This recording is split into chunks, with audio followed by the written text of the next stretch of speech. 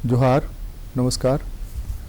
कानून की बात में हमारी कोशिश यह होती है कि हम आपको कानून की पेचीदगियों से ज़्यादा कानून की सुविधाएं कैसे ले सकते हैं, कानून से अपना हक कैसे हासिल कर सकते हैं, उनके बारे में बताएं। जहाँ पेचीदगियाँ होती हैं उनके बारे में एक्सपर्ट्स आते हैं, वो भी बताते हैं। अपने यहाँ सुप्रीम कोर्ट, जो सर्वोच्च न्यायालय जिसको कहते हैं, उसकी तरफ से यह भरपूर कोशिश है कि कोई भी ऐसा व्यक्ति नहीं बचे जिसको कि अर्थाभाव के कारण, पैसे की कमी के कारण या सुविधाओं के कारण या गैर जानकार होने के कारण लाभ नहीं मिल पाए और न्याय नहीं मिल सके उसको। इसके लिए तरह तरह की व्यवस्था की गई है। विधिक सेवा प्राधिकार बनाए गए हैं। इन विधिक सेवा प्राधिकारों के माध्यम से आपके मामले हल किए जाते हैं। इसके अतिरिक्त लोक अदालत है, जो लोक अदालत बहुत सारे पेंडिंग मामलों को इधर हाल में निपटाया है। और यह लोक अदालत किस तरह के मामले लेता है, किस तरह के लिए मामलों में आप जा सकते हैं, आज इसी पर चर्चा करेंगे हम कानून की बात में। हमारे साथ हैं झालसा के सदस्य सचिव मोहम्मद साकिर साहब, स्वागत है आपका। नमस्कार। एक तो हम ये जानना चाहते हैं, हम अपने दर्शकों के लिए बताना चाहते हैं लोक अदालत मीन्स क्या। एक तो अदालतें हैं, सामान्य अदालतें हैं, सिविल कोर्ट है, हाई कोर्ट है, सुप्रीम कोर्ट है। ये लोक अदालत क्या है? देखिए, लोक अदालत का इस शब्द से ही आप देखेंगे मतलब है लोगों की अदालत जी। जनरली जो कोर्ट में केस पेंडिंग रहते हैं वो कोर्ट डिसाइड करता है सुनवाई करने के बाद में। उसमें पूरा जो प्रोसीजर है, एविडेंस होती है, दोनों पार्टी को सुना जाता है, बहस होती है, उसके बाद फैसला हो जाता है। लोक अदालत एक ऐसा जरिया है कि इसमें कोई हारता नहीं है, कोई जीतता नहीं है, बल्कि दोनों पक्षों की जीत होती है। अगर किसी का कोई केस पेंडिंग है, सिविल केस किसी भी तरह का और क्रिमिनल केस वो जिसमें सुलह हो सकती है, मतलब हीनियस ऑफेंस नहीं। इसमें हमको थोड़ा सा और विस्तार से और सामान्य शब्दों में समझाइए कि सिविल केस का मतलब क्या, सिविल मामले क्या होंगे और ये क्या नाम है क्रिमिनल मामले क्या होंगे? देखिए, सिविल मामले जैसे जमीन के मामले, हाँ, जैसे सिविल पेंशन के मामले हो गए, नौकरी में अड़ंगा लगाने के मामले हो गए, और जो ग्रेच्युटी वगैरह मिलता है वो सारे मामले आप नहीं दे रहे हैं, ये सारे। देखिए, ज़्यादा अच्छा रहेगा हम क्रिमिनल मामलों को पहले समझें जी। जिसमें कोई क्राइम होता है। क्रिमिनल मामले वो होते हैं जिसमें कोई क्राइम हो जाता है, जुर्म हो जाता है। उन मामलों को अलग अगर हम करते हैं तो बाकी सारे सिविल मामले हैं। ज़मीन से रिलेटेड है, बच्चों की कस्टडी है और शादी ब्याह से रिलेटेड है। उसके अलावा पेंशन है, सर्विस से रिलेटेड है, रिकवरी, बैंक रिकवरी, ये सब LIC वगैरह सिविल मामले होते हैं। जो फौजदारी नहीं है वो सिविल मामले हैं। लोक अदालत में सिविल मामले सभी तरह के जा सकते हैं और क्रिमिनल मामले से वो जाते हैं सुलहनीय है, जिसमें हम सुलह कर सकते हैं, जो कंपाउंडेबल है, सिर्फ वही केस लोक अदालत में सेटल हो सकते हैं। अब उसका तरीका ये है लोक अदालत में सेटलमेंट का कि कोर्ट में केस पेंडिंग जब होता है तो एक पक्ष या दोनों पक्ष अदालत में एक एप्लीकेशन देते हैं कि हमारा केस लोक अदालत में रेफर कर दिया जाए। जब वो आवेदन वहाँ देते हैं तो कोर्ट उस केस को कमिंग लोक अदालत जो होती है, जैसे अब नेशनल लोक अदालत 11 सितंबर को है, तो आज के बाद कोई भी अगर आदमी एप्लीकेशन देना चाहता है कि हमारा मामला लोक अदालत में रेफर कर दिया जाए तो वो 11 सितंबर के लिए रेफर हो जाएगा। दोनों वकीलों को बता दिया जाता है। कितने दिन तक? 11 सितंबर की जो आप तिथि तय कर रहे हैं, अभी हमारे पास मुश्किल से 1 महीने बचे इस पीरियड में, कब तक वो कोर्ट को कह सकते हैं कि हमारे मामले को लोक अदालत में ट्रांसफर कर दिया जाए? जिस दिन एक लोक अदालत खत्म होती है तो अगली लोक अदालत के बीच में एक, जैसे लोक अदालत 10 जुलाई को हमारी खत्म हुई नेशनल, तो अगर नेशनल लोक अदालत में कोई मामला लाना चाहता है तो 10 जुलाई के बाद जितने लोगों ने आवेदन दिया किसी भी कोर्ट में कि हमारा रेफर कर दिया जाए केस, वो आने वाली लोक अदालत में आ जाएगा। अब नेशनल लोक अदालत लगभग 3-3 महीने बाद नालसा के कैलेंडर के अनुसार होती है और हर महीने लास्ट सैटरडे को हर डिस्ट्रिक्ट में एक मंथली लोक अदालत होती है। तो हर महीने आप लास्ट सैटरडे में होने वाली लोक अदालत में डिस्ट्रिक्ट में कोई भी केस रेफर करा सकते हैं। जहाँ तक हाई कोर्ट का मामला है, हाई कोर्ट में सिर्फ नेशनल लोक अदालत की ही बेंच बनती है, मंथली लोक अदालत हाई कोर्ट में नहीं होती है। तो हाई कोर्ट का मैटर अगर रेफर कराना है किसी को तो वो नेशनल लोक अदालत में कराएगा, जैसे 11 सितंबर को, और जो डिस्ट्रिक्ट है वो मंथली लोक अदालत में भी करा सकते हैं। अब जब वहाँ केस रेफर हो जाता है, अब एक दिन में तो दोनों पार्टी को समझाना बुझाना आसान नहीं है और फैसला करवा देना। तो इसके लिए नालसा का हम लोगों के पास डायरेक्शन आया सारे ही स्टेट लीगल सर्विस अथॉरिटी के पास कि आप 5 दिन पहले, 10 दिन पहले प्री लोक अदालत सिटिंग करिए। प्री लोक अदालत सिटिंग का मतलब ये होता है कि लोक अदालत की डेट से पहले वो जज साहब जो दोनों पक्षों को बुलाइए नोटिस भेज करके, और बुला करके उन लोगों से समझिए क्या प्रॉब्लम है, उनको कोशिश कीजिए कि सेटल हो सके। जब दोनों पक्षों को सुलह समझौता हो जाएगा तो उसको कागज पर लिख दिया जाता है, और लिखने के बाद कहा जाता है अब आप 11 सितंबर को, मतलब आने वाली नेशनल लोक अदालत वाले दिन आइएगा, उस दिन आपका साइन करा करके हम लोग केस खत्म कर देंगे। तो इस तरह के मैटर 10 दिन पहले 15 दिन पहले होते रहते हैं, सिटिंग होती रहती है, ये डेली सिटिंग होती है कोर्ट में, और इसकी बेंचेस डिस्ट्रिक्ट में बनी हुई हैं। जैसे ही सेटल हो जाएगा तो उसको कहा जाता है आप डेट पर आइए उस दिन, और उस दिन आपका केस खत्म हो जाएगा। तो इस ढंग से सिटिंग हम लोगों की होती है। नहीं, अपने दर्शकों को हम ये बताना चाहेंगे कि आप लोक अदालतें जो करते रहे हैं उसमें अचीवमेंट क्या है, और किस तरह के मामले आपके यहाँ आए, कब से पेंडिंग पड़े हुए थे, 5 साल 10 साल 20 साल से? पेंशन का मामला था, ग्रेच्युटी का मामला था, जमीन का मामला था, किस तरह के मामले थे और कैसे अदालतों में कितने लंबे समय तक रहा, और आपने कैसे उसको 6 महीने साल आपको पिछली नेशनल लोक अदालत का बताता हूँ। 10 जुलाई को एक नेशनल लोक अदालत पूरे भारत में हुई थी, पैन इंडिया बेसिस पे कराई थी नालसा ने, और हम लोगों ने भी जो हमारे नहीं, अभी पेंडेमिक में भी लोक अदालतें चलती रही। जी बिल्कुल, अभी इस साल तीसरी लोक अदालत 11 सितंबर को होगी। तो हमारे जो एग्जीक्यूटिव चेयरमैन हैं honourable mister justice Aparesh Singh साहब, इनकी डायरेक्शन में हम लोगों ने 10 जुलाई को एक नेशनल लोक अदालत की थी। हमारे यहाँ जो झारखंड में डिस्ट्रिक्ट कोर्ट्स में 4,67,000 केस पेंडिंग है। ये पिछले महीने 30 जून को पेंडिंग थे पूरे स्टेट में 4,67,000। हम लोगों ने दोनों मिलाकर, सिविल और क्रिमिनल दोनों सब मिला करके पूरे स्टेट के डिस्ट्रिक्ट कोर्ट, हाई कोर्ट को छोड़ दीजिए, तो 4,67,000 केस पेंडिंग थे, जिसमें 13,000 इन पेंडिंग केसेस में से हमने एक ही दिन में खत्म कर दिया। तो ये लगभग 3% पूरे केस का बैठता है। तो ये उपलब्धि है कि पूरी पेंडेंसी का 3% केस एक दिन में लोक अदालत में खत्म हो गया। ये लोगों का विश्वास है लोक अदालत में। अब आप कहेंगे कि आने वाली लोक अदालत में आप क्या स्पेशल ऐसा है कि 11 सितंबर को जो नहीं, इसमें 11 सितंबर वाले के पहले इसमें थोड़ा सा और जानना चाहेंगे हम कि इसमें किस तरह के मामले थे। देखिए, इसमें सबसे ज़्यादा जो मामले मैक्सिमम जो थे वो कंपाउंडेबल क्रिमिनल केसेस थे। अब कंपाउंडेबल का मतलब हो गया सुलह नहीं है, जिनमें दोनों पक्ष फैसला कर सकते हैं। ये वो केस होते हैं जैसे हल्का फुल्का मारपीट, कम अमाउंट की चोरी, 144, 188, 151 इस तरह के। हाँ, इस तरह के मामले जो मतलब कंपाउंडेबल है, और compoundable with the consent of the party और with the permission of the court दोनों हैं। इसमें वही मारपीट के मामले आ जाएंगे, हल्का फुल्का जैसे किसी को चोट लग जाती है, कहीं हल्का फुल्का एक्सीडेंट हो गया, और उसके अलावा कुछ केस चेक बाउंसिंग के हैं। इसमें जो 138 के केस है, चेक बाउंस हो जाता है, वो भी कंपाउंडेबल ऑफेंस है। कुछ वेट एंड मेजरमेंट डिपार्टमेंट के केसेस हैं, एक्साइज के केसेस हैं, फॉरेस्ट डिपार्टमेंट के केसेस हैं।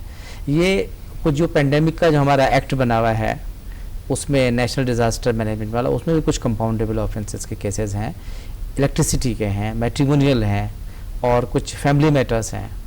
इन सब के लेबर से रिलेटेड मैटर्स हैं। इन सबको सब मिला करके ये मैटर्स में सेटल हुए।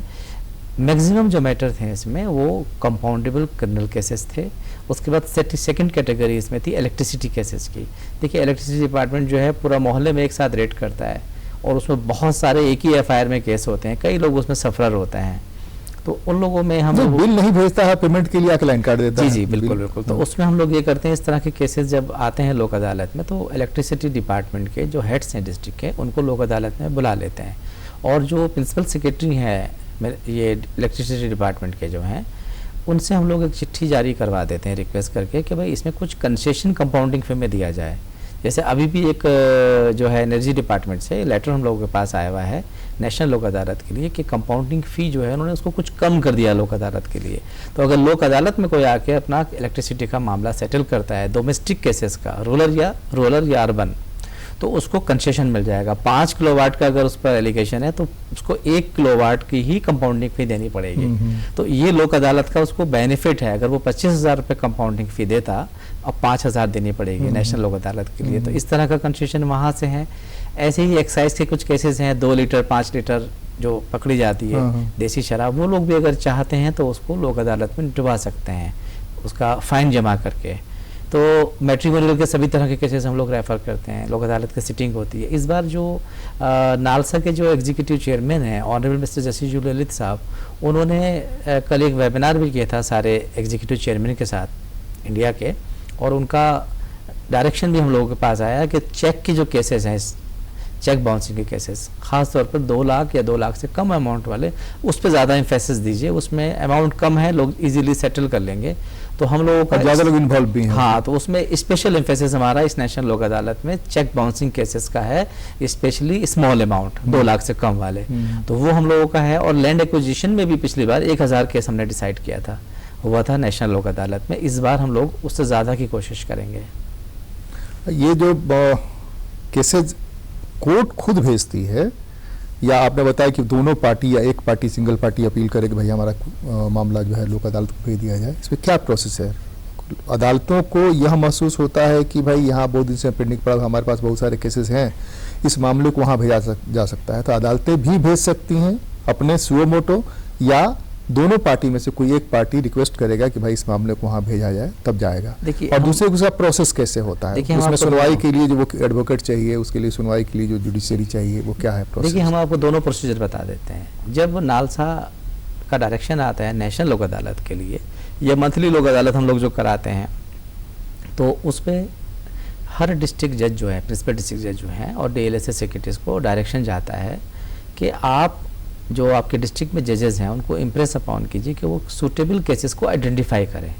तो स्टार्ट वहाँ से वर्क होता है कि जजेस अपने सारा रिकॉर्ड देखते हैं, जिसके यहाँ 500 रिकॉर्ड है, वो निकालता है कि कौन कौन से केस ऐसे हैं जो लोक अदालत में सेटल हो सकते हैं। वो उसमें से लिस्ट अलग कर लेते हैं। किसी के सपोज 500 केस है तो उसने 50 केस निकाल लिए कि ये वो मैटर हैं जो लोक अदालत की कैटेगरी में आते हैं, सिविल क्रिमिनल दोनों।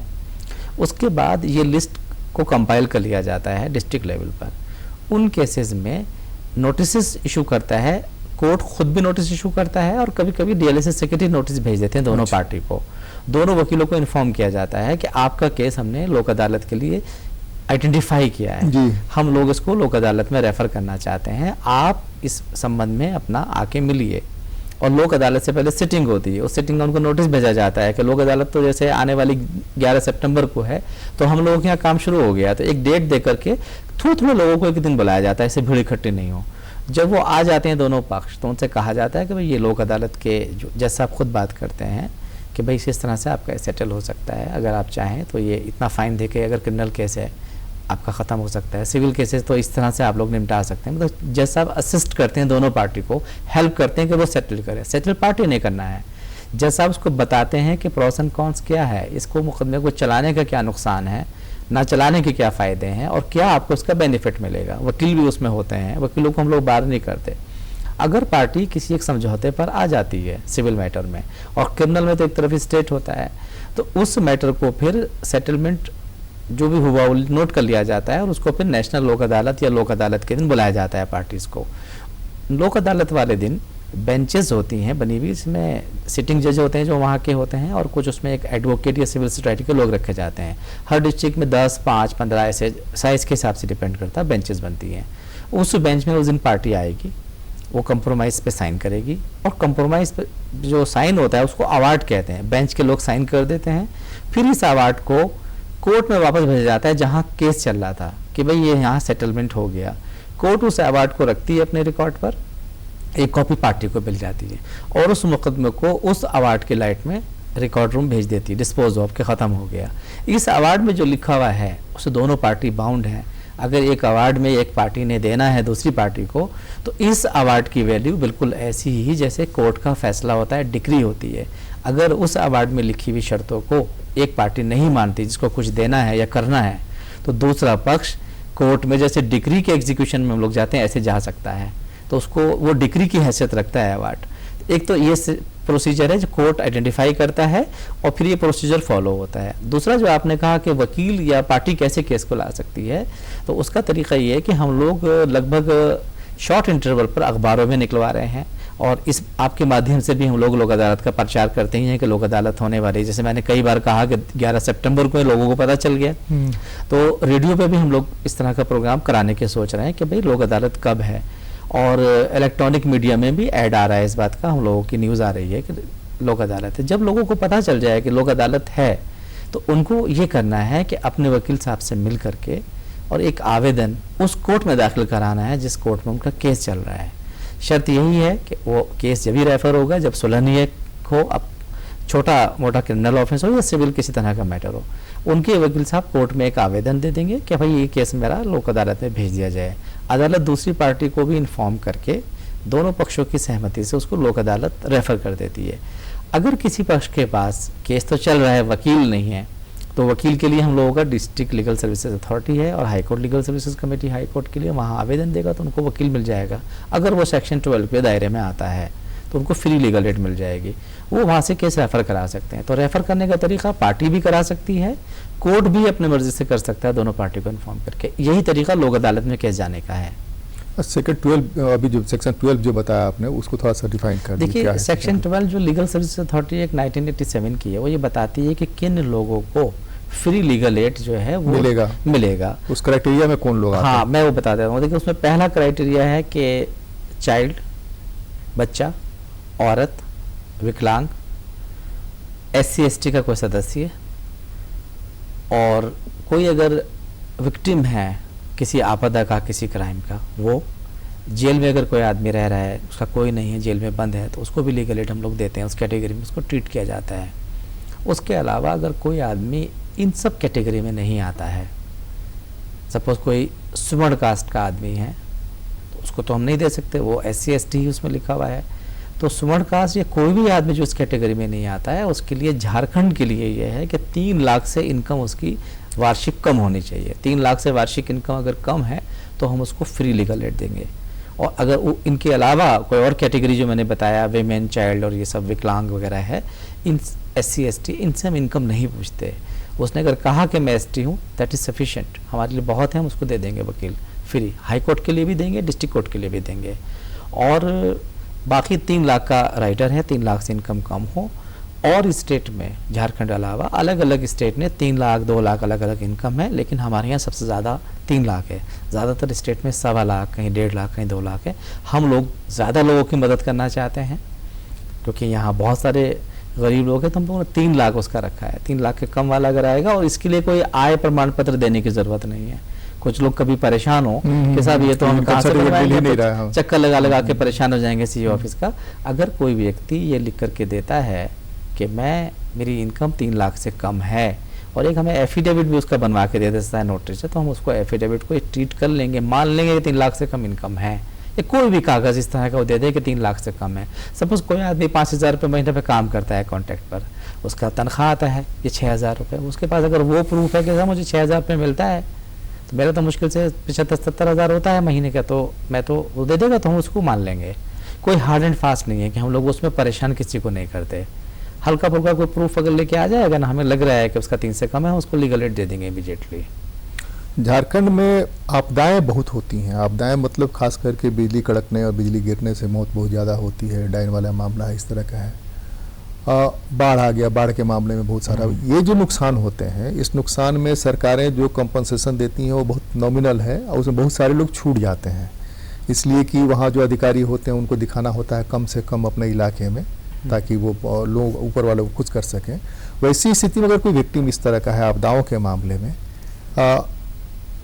उग्रवादी हमले हुए, आतंकवादी हमले हुए, उसमें कुछ लोग आइडेंटिफाई हुए, कुछ लोग छूट गए, इस तरह के लोग भी क्लेम कर सकते हैं क्या कि हमको हिट एंड रन का मामला है, हिट एंड रन में मामला वो चला गया, वहाँ फंसा हुआ है और वो उसको नहीं मिल रहा है, कोई सहायता नहीं मिल रही है, जबकि तुरंत उसको मेडिकल एड तो मस्ट है कि मेडिकल एड चाहिए, अगर विकलांग हो गया तो वो सहायता चाहिए। इस तरह के लोग भी आ सकते हैं क्या कि केस पड़ा हुआ है, वहाँ पर केस के समझौते नहीं हो रहा है, सुलह नहीं हो रहा है, तो इस तरह के मामलों में भी कर सकते हैं। देखिए लोक अदालत में तो इन लोगों का मामला, अगर आप चाहते हैं कि कोर्ट में अगर केस नहीं है, दो तरह के मैटर हमारे होते हैं। लोक अदालत में हम लोग एक तो वो केसेस लेते हैं जो मैंने बताया जो कोर्ट में पेंडिंग है। इसी लोक अदालत में एक दूसरी कैटेगरी भी होती है, वो होती है प्री लिटिगेशन केसेस। आपने जो कहा अभी कि इस तरह के आपदा में जिन लोगों को उनका हक नहीं मिल पाया है, वो अगर लोक अदालत में आना चाहता है तो कैसे आएंगे? तो उसका सिंपल तरीका है कि वो जिस डिस्ट्रिक्ट में हैं, रहते हैं, उस डिस्ट्रिक्ट के DLSA में जा कर के एक आवेदन दें कि हमारी ये परेशानी है और हमारा ये हक है जो हमें नहीं मिल पाया, या हम लोग विक्टिम हैं किसी आपदा के या किसी क्राइम के, तो हमें ये मिलना चाहिए था, गवर्नमेंट की स्कीम के हिसाब से नहीं मिला। वो अगर वो आवेदन डीएलएसए में जमा कर देंगे तो उसी आवेदन पर हम लोग दूसरे पक्ष को नोटिस करके जो डीएलएसए सेक्रेटरी हैं बुला करके उसका भी प्री लोक अदालत सेटिंग करके उसका भी सेटलमेंट हो सकता है। तो इसमें दो तरह के मैटर होते हैं। पिछली लोक अदालत में हम लोगों का 13,000 पेंडिंग केसेस था और 18,000 प्री लिटिगेशन केसेस था। तो प्री लिटिगेशन केसेस को हमने 3% में नहीं माना, हम पेंडिंग केसेस का परसेंटेज निकाला 13,000 लगभग 3%। तो हमारा 18,000 जो केस डिसाइड हुआ पिछली बार नेशनल लोक अदालत में 10 जुलाई को, वो हमारा प्री लिटिगेशन केसेस था। उसमें इसी तरह के मैटर थे। जैसे एक साहब ने एप्लीकेशन दी थी, मैं आपको एक एग्जाम्पल देता हूँ कि मैं स्कूल से रिटायर्ड हुआ हूँ और मेरा पेंशन ही नहीं बन पा रहा, मुझे 3 साल चक्कर लगाते लगाते हो गए और मैं केस फाइल करने की कंडीशन में नहीं हूँ। एक आवेदन ये आया हम लोगों के पास, हमने इस आवेदन पर जो है कंसर्न डिपार्टमेंट से बात की, जो भी हेड थे उनके, डिस्ट्रिक्ट में भी बात की और उन्होंने ये एश्योर किया कि हम इनका 8 दिन में कर देंगे और उनका 8 दिन में लोक अदालत से पहले ही उन्होंने कर दिया।